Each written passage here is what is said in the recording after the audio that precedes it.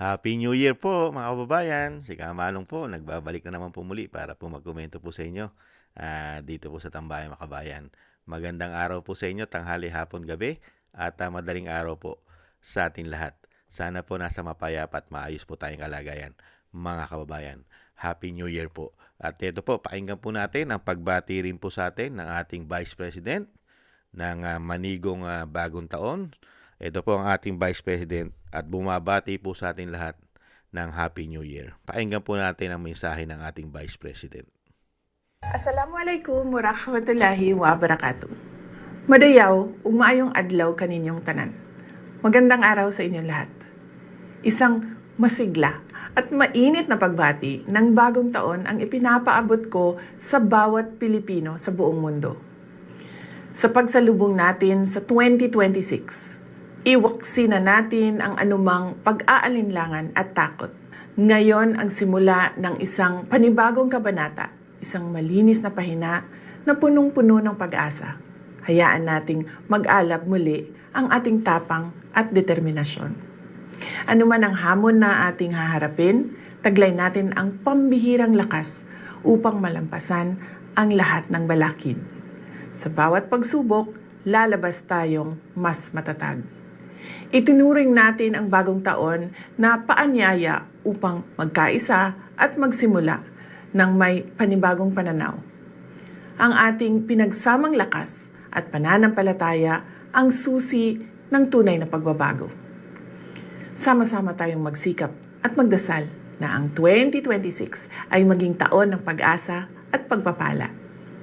Maligayang bagong taon sa inyong lahat, naway maging mas maliwanag at maunlad ang ating panibagong simula. Mahalin natin ang Pilipinas. Para sa Diyos, sa bayan, at sa bawat pamilyang Pilipino. Syukran. Yan po ang ating Vice President Sara Duterte, mga katambay.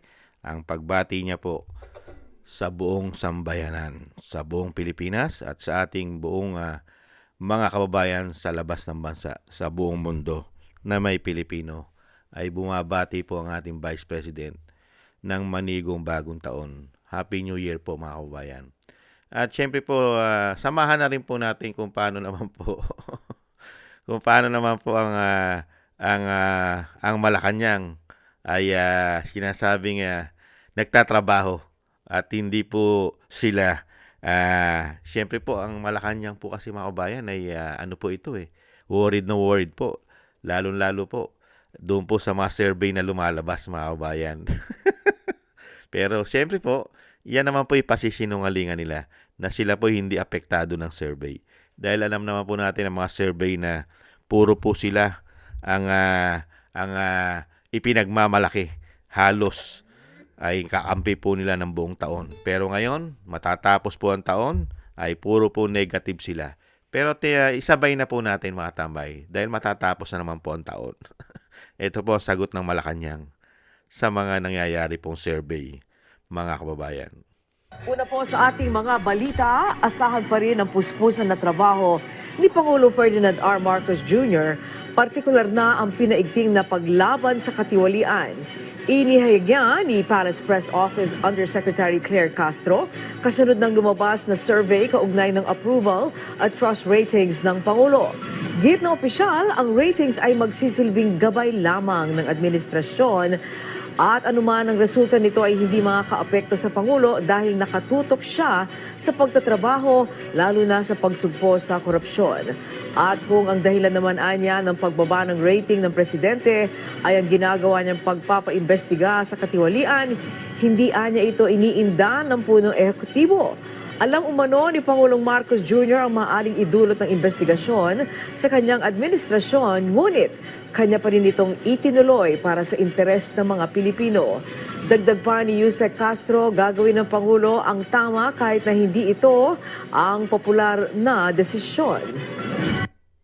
Ayan po mga tambay, siyempre po, lagi naman pong ganyan ang maririnig natin sa Malacanang, mga kababayan.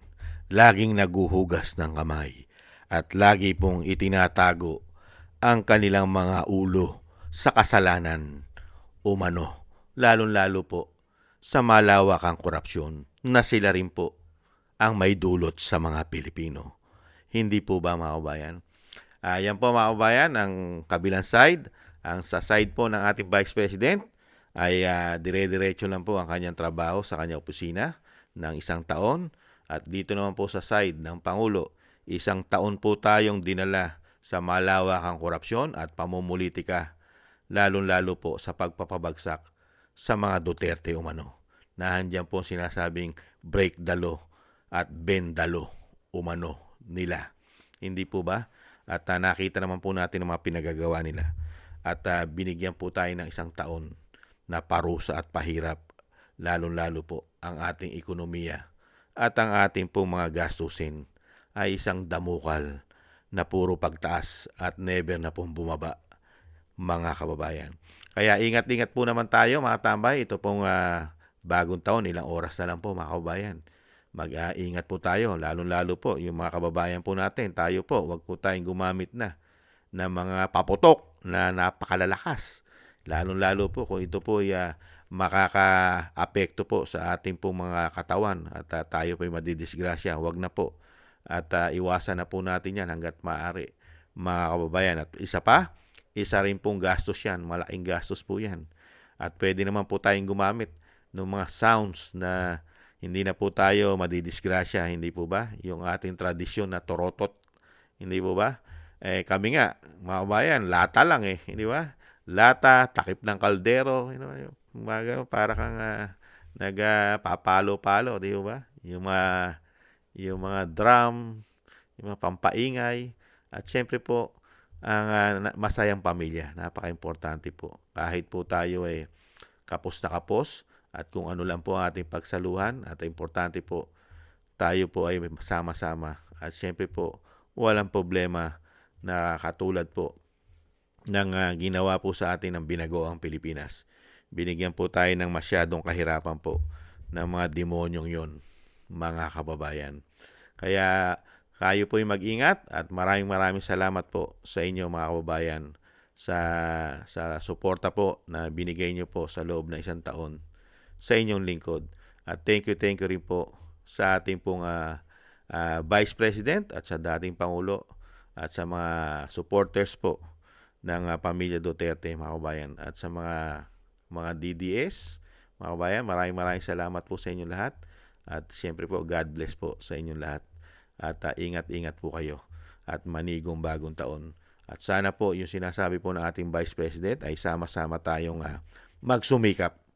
Napaka-importante po yan. Magsama-sama po tayo magsumikap, sariling sikap, siyempre po, dahil wala naman po tayong aasahan sa gobyerno ngayon na nakaupo. Dahil sila po nagsusumikap din po para po sa kanilang mga sarili. Para po ang ating po mga buwis ay pagsikapan na pagparti-partihan po yata nila umano, mga kababayan. Kaya po yan po ang dalawang side na nakita po natin, mga kababayan, sa buong taon. Ang nagtatrabaho po ng husto sa ating bansa, kahit po ang kinikitil ang kanya pong buwis, ang ating buwis at ginagawang pondo po ng Office of the Vice President ay kinikitil po nila at talagang pinopolitika at ginagawang pa ng korupsyon, ay dire-diretso lang po ang tunay po na trabaho, ang tunay na nagtatrabaho po sa ating bansa. At ito naman po kabilang side ay alam na po natin, mga kababayan. At siyempre po lahat naman po tayo humihiling, yung ating hiling, di po ba, na sana po ay makabalik na po ang isang Duterte sa Malacanang. Thank you po mga kababayan, at thank you po sa Vice President sa kanya pong pagbati sa atin, mga kababayan. At tayo rin po ay lagi pong mag-ingat. Thank you po sa inyo po mga kababayan. Muli po mga kababayan, maraming salamat po at manigong bagong taon po at Happy New Year po mga kababayan. Ingat po kayo at lagi po sana kayong ingatan ng may kapal. Maraming salamat po. Happy New Year. Bye-bye.